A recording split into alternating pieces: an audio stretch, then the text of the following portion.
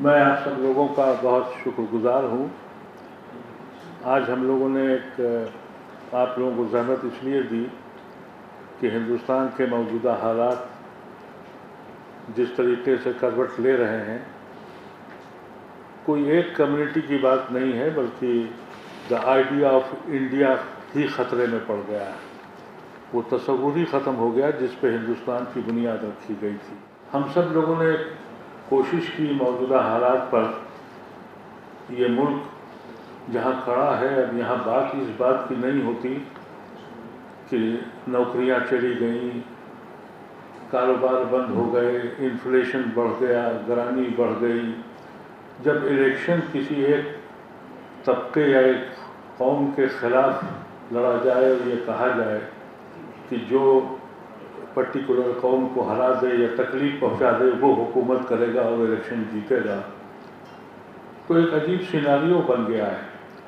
اور اس ملک میں جو اقلیت ہے، بالخصوص مسلمان، وہ ایک خوف و ہراس کی زندگی میں ہے۔ ہم سب لوگوں نے یہ کچھ فیصلہ کیا کہ جو پڑھے لکھے مسلمان ہیں، جو انٹلیکچوئلس ہیں، جنہوں نے زندگی میں کوئی کام کیا ہے، پیپل آف ایمیننس، وہ سب جوڑ کے بیٹھیں اور ایک فیصلہ کریں کہ اس ملک کے آئین کو کیسے بچایا جائے، اس ملک کی روح کو کیسے بچایا جائے۔ اور اس کے لیے 29 تاریخ کو پرسوں ایوان غالب انسٹیٹیوٹ آئی ٹی او کے پاس جو ہے، وہاں پورے ہندوستان سے تقریباً کوئی صوبہ ایسا نہیں بچ رہا ہے جہاں سے کوئی دانشور حضرات شرکت نہ کر رہے ہوں۔ یہ جو پلیٹ فارم ہے، یہ نان پولیٹیکل ہے، نان ریلیجیس ہے۔ یوں کہیے کہ یہ ہندوستان کو کیسے بچایا جائے اور اس میں مسلم کمیونٹی کا کیا رول ہو، اس پہ گفتگو ہوگی۔ تو مزید تفصیلات ہمارے اور ساتھی بتائیں گے۔ یہ جو مسلم انٹلیکچوئلز جس کا یہ عنوان ہے، Muslim intellectuals unite to safeguard the spirit of the constitution, آئین کی جو روح ہے اس کو سیف گارڈ کرنے کے لیے ہم میں سے کچھ لوگ، کچھ انٹلیکچوئل، ہم جیسے لوگ معمولی لوگ ہیں، کچھ ہائیلی بہت انٹلیکچوئل لوگ بھی ہیں۔ یہ پہلی ایفرٹ نہیں ہے۔ یہ مجھے یاد ہے 80s میں، 1980s میں مسلم انٹلیکچوئلز کا ایک گروپ کی تشکیل ہوئی تھی۔ تو یہ پہلی ایفرٹ نہیں ہے، مگر جب تشکیل ہوئی تھی تب اتنی حالات، اتنے things were not in such dire conditions, things did not reach this extreme vulnerability of the Muslim community, insecurity of the Muslim community۔ یہ حالات نہیں تھے جب، مگر اس وقت ناگزیر ہے کہ ایسے ہم لوگ سب مل کے، اور یہ سکسیس ہو یا نہ ہو، یہ تو ڈپینڈ کرتا ہے کہ آپ میڈیا والے اس بات کو کیسے آگے لے کے جائیں، کیونکہ میڈیا بھی آپ دیکھ رہے ہیں کہ ایک خاص میڈیا کا ایک سیکشن ہے جو یہاں ریپرزینٹڈ ہے، مگر بات ہمیں پورے ہندوستان میں پہنچانی ہے۔ اس کی زیادہ میں نہیں کہوں گی، میں صرف یہ کہوں گی کہ اس کی جو پیراڈائم ہے وہ مجھے بہت اپیل کرتی ہے۔ وہ پیراڈائم یہ ہے کہ کوئی ایپیکس باڈی نہیں ہے کہ اوپر سے حکم صادر ہو رہے ہیں۔ آئیڈیا ایک پیرامڈ کا آئیڈیا ہے کہ اوپر ایک ایڈوائزری گروپ ہو اور اس کے نیچے اسٹیٹ لیول اور اس کے نیچے ڈسٹرکٹ لیول۔ یہی جو آپ کو یاد ہے عبدالکلام جو ہمارے پریزیڈنٹ تھے، انہوں نے پورا کا آئیڈیا دیا تھا، پورا، PURA، ایناگرام ہے لفظ پورا۔ تو اس سے یہ جو آئیڈیا ہے نا کہ it should filter down to the grass roots, یہ بہت ضروری ہے۔ یہ ایک بات اس میں مجھے بہت اپیل کی جو آپ نے اس کا کانسیپٹ پیپر ہے۔ اور دوسری بات یہ ہے کہ دو باتیں اور ہیں، وہ دو باتیں کہہ کے میں اپنی بات ختم کروں گی۔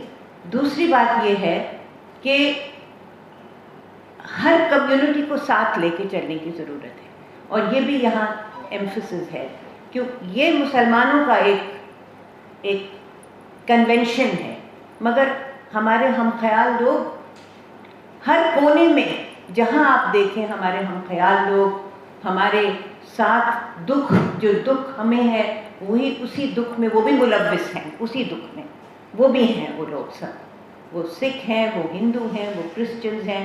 تو that also means it's a comprehensive idea. یہ بہت ہی ضروری ہے. اور اس میں ایک بات اور جوڑ دوں، کیونکہ میں نے ویمنس کمیشن میں بھی کام کیا ہے اور میں نے پلاننگ کمیشن میں بھی کام کیا ہے، اور میرے ساتھی بیٹھے ہیں انہوں نے اس سے بہت زیادہ کام کیے ہیں. مگر مجھے کبھی احساس نہیں ہوا تھا جب میں فیلڈ میں تھی کہ میں ایک مسلمان عورت ہوں. مجھے لگتا تھا کہ میں صرف ایک عورت ہوں جو خواتین کی، یعنی empowerment of women, agency of women, یہ لے کے میں آئیڈیا لے کے چلی تھی. اور پوری 10 سال پلاننگ کمیشن میں یہی میرا موقف تھا کہ میں ایک پلانر ہوں جو کہ گراس روٹس پلاننگ کے، گراس روٹ سے کنسلٹ کر کے وہ کیا چاہتے ہیں. اب مجھے یہ احساس بہت شدت سے احساس ہو رہا ہے کہ میرے اوپر لیبل لگا ہے کہ I am a Muslim women. I am very proud of being a Muslim woman. But the fact is that this country as it was conceived by Nehru and Gandhi and Maulana Azad, ایک اور معاشرہ تھا، ایک اور تھنکنگ تھی. کل ان کی ڈیتھ اینیورسری تھی پنڈت جواہر لال نہرو کی. تو ہم ہر طرح سے انٹیگریٹڈ تھے کمیونٹی میں. اب وہ حالات بہت شدت سے بدل گئے ہیں، اور میں یہی امید کرتی ہوں کہ آپ لوگوں کی آواز اسٹرانگ آواز ہے، آپ لوگوں کی آواز پہنچے گی. تقریباً جو اس 29 کا جو پروگرام ہے اس کی کیا آبجیکٹیوز ہیں اور اس کا کیا کنسیپٹ ہے، وہ جناب ادیب صاحب نے اور محترمہ سید حمید صاحبہ نے تقریباً ساری چیزیں کور کر لی ہیں. جہاں تک اس میٹنگ کی تفصیلات کا سوال ہے، یہ ایک دن کا پروگرام ہے. ہم نے اس کو پری لنچ سیشن اور پوسٹ لنچ سیشن میں اس کو ڈیوائڈ کیا ہوا ہے، اور اس میں کافی زیادہ تعداد ان لوگوں کی ہم ایکسپیکٹ کرتے ہیں جو پروفیشنلز ہیں، جو ریٹائرڈ سول سروینٹس ہیں، ریٹائرڈ ججز ہیں، ٹیکنوکریٹس ہیں، لائرس ہیں، اس میں ہیومن رائٹس ایکٹیوسٹ ہیں، مختلف پروفیشنلز ہیں جو وہاں آئیں گے اور اپنے جنہوں نے ملک کے اندر مختلف شعبوں میں کام کیا ہے. بھارت سرکار میں بھی ان کا رول رہا ہے کہ لمبے عرصے تک بہت سارے لوگوں نے پولیس سروسز، ایڈمنسٹریشن اور دوسری چیزوں میں. ہمارا مقصد جیسا کہ ابھی اس سے پہلے دونوں اسپیکرز نے کہا، بنیادی طور پر یہ جو انکلوسیو آئیڈیا آف انڈیا تھا، جو بنیادی کنسیپٹ تھا ہمارے کنسٹیٹیوشن کا. اور اگر آپ دیکھیں تو ہمارا کنسٹیٹیوشن اتنا خوبصورت ڈاکومنٹ ہے، میں سمجھتا ہوں اس سے زیادہ خوبصورت ڈاکومنٹ شاید کہیں نہیں ہے. اور اس کی خوبصورتی اس بات میں ہے کہ یہ پوری طرح سے انکلوسیو آئیڈیا آف انڈیا کے اوپر مبنی ہے. تو ہمارا مقصد یہ ہے کہ یہ جو ڈائلیوشن ہو رہا ہے کنسٹیٹیوشنل ویلیوز کا، ان کے اوپر ہم غور و فکر کریں، اور کیسے اس یہ جو پورا کنسیپٹ تھا اور یہ پورا جو کنسٹیٹیوشنل فریم ورک بنایا گیا اس کو کس طریقے سے بچایا جائے. کیونکہ آپ مجھ سے بہتر جانتے ہیں کہ جو آج کے حالات ہیں، جس طرح سے کنسٹیٹیوشنل ویلیوز کو ڈائلیوٹ کیا جا رہا ہے، اور جس طرح سے کہ یعنی اس کو بہت ہی پریکٹیکل طور کے اوپر سبورٹ کیا جا رہا ہے. اس کے لیٹر تو اپنی جگہ ہے، بٹ جس کو کہتے ہیں اسپرٹ جو ہے اس کی، وہ ڈائلیوٹ اور سبورٹ ہو رہی ہے. تو جہاں تک تفصیل کا سوال ہے، ہم یہ امید کر رہے ہیں کہ تقریباً 300-400 سے زیادہ ہمارے ڈیلیگیٹس آئیں گے، اور مختلف اسفیئرز آف پبلک لائف، جیسے میں نے ابھی کہا، وہ اس میں وہ تجربہ رکھتے ہیں. اور صرف یہ مسلم کی بات نہیں ہے. دس از بیسیکلی پہلی میٹنگ ضرور یہ مسلم کنونشن کے طور پر ہے, but we are for saving the constitution of India, we are with all the oppressed people of the country, اور ہم جو کانسٹیٹیوشن ہے, کیونکہ اگر if the constitution is saved then we are safe, otherwise we will be in a very serious situation. بہت بہت شکریہ. میں بہت شکر گزار ہوں آپ تمام الیکٹرانک اور پرنٹ میڈیا کے ساتھیوں کا, جنہوں نے آج اس مہم کا حصہ بن کر اس کو پبلش کرنے, اس کو عام ہندوستانیوں تک پہنچانے اور ہماری اس گفتگو کو سرکار تک لے جانے کے لیے آج یہاں تشریف لائے ہیں. ادیب صاحب کو ہم سلام کرتے ہیں.